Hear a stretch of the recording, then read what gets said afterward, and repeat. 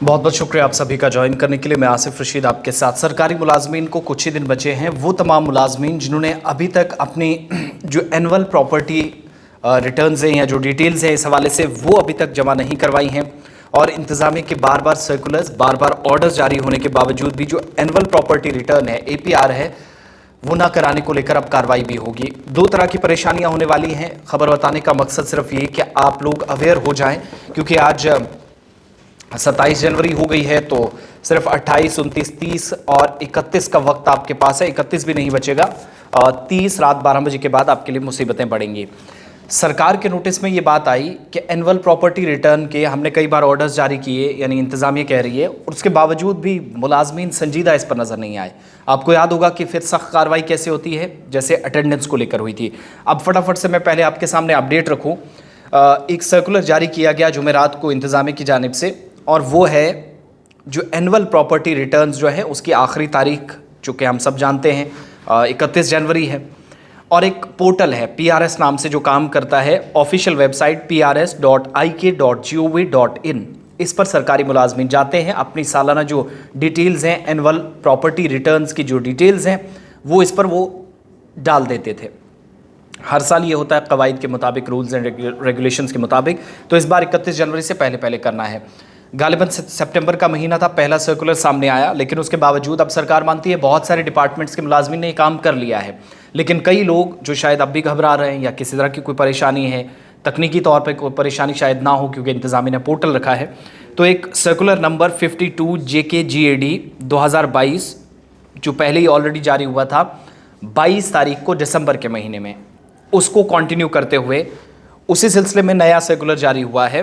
और जो एम्प्लॉयज़ हैं, जम्मू कश्मीर सरकार के मातहत काम करने वाले हैं, जम्मू कश्मीर इंतज़ामिया के डिपार्टमेंट्स के अंदर काम कर रहे हैं, सरकारी ख़जाने से सैलरीज ले रहे हैं, उन लोगों को कहा गया है कि 31 तारीख से पहले पहले अपनी डिटेल्स या जो एनुअल प्रॉपर्टी रिटर्न्स है वो जमा कराएं, जिन्होंने नहीं करवाई हैं।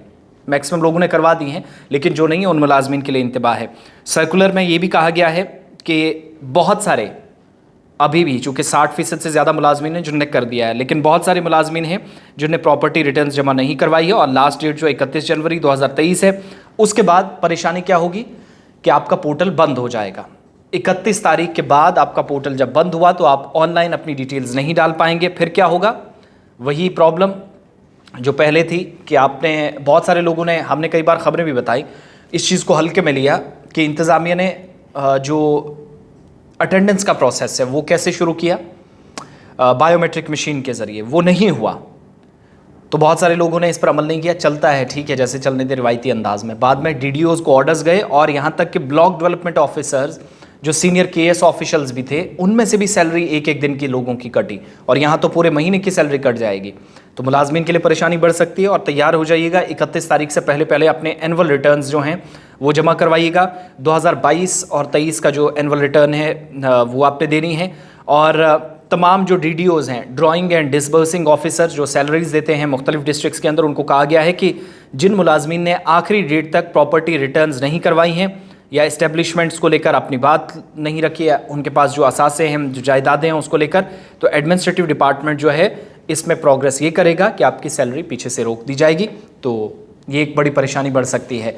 एनुअल प्रॉपर्टी रिटर्न्स आसान लफ्ज़ों में समझेंगे कि आपकी ज़रिया आमदन क्या है, सोर्स ऑफ इनकम क्या है। सरकारी सैलरी जो आपको मिलती है उसके अलावा मुलाजमीन से पूछा जाता है आपके पास गाड़ी, बंगला, ज़मीन, जायदाद जो भी है, किसके नाम पर कितनी है, वो सारी चीज़ें, और क्या क्या इसमें देना था वो पहले हमने बताया था कि आपका कोई और अगर सरकारी मुलाजिम है या कोई बच्चा है, आपके अपने बच्चे बच्चियां हैं, तो उनकी डिटेल्स वगैरह सारी चीज़ें और डॉक्यूमेंट्स वगैरह वो सब हमने बता दिया था।